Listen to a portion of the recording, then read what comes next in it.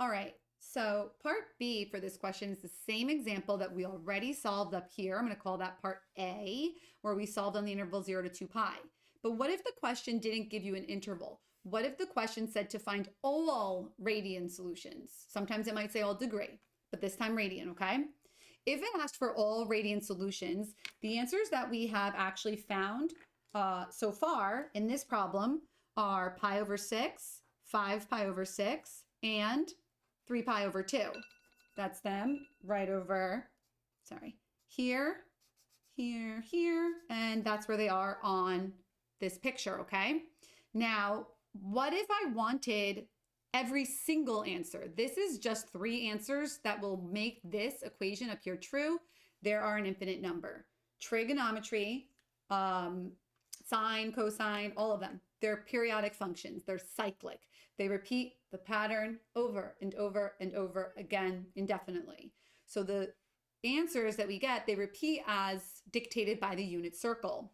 Pi over 6 can be overlapped infinite number of times by just adding another full revolution over and over, or subtracting one over and over. What is the size of one full revolution on the circle as an angle in radians?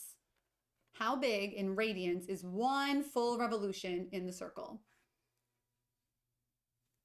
2 pi. Yeah, good. Thank you, Alice. 2 pi. So what you can do is you take any answer, like pi over 6, and we just say plus 2 pi, and I'm going to put an n next to it, comma. Now, I can write first with words where n is an integer. That's one way to do it. And we said integers are positive, negative, or 0 whole numbers. Or another way to write it with the symbol, kind of look a little more fancy. I'm going to do it for this one. 5 pi over 6 plus 2 pi n, comma, where n, I'm going to do a symbol now. It's like a sideways U with a line in it.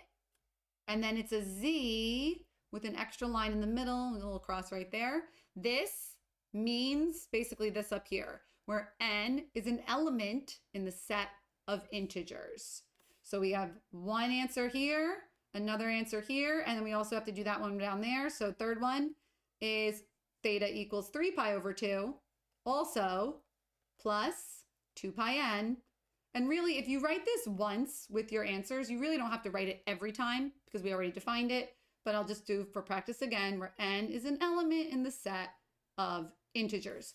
Now, there's even going to be many ways that we can kind of do this. You might be able to consolidate 3 equations into 2 or 1, but we'll talk about that more next time.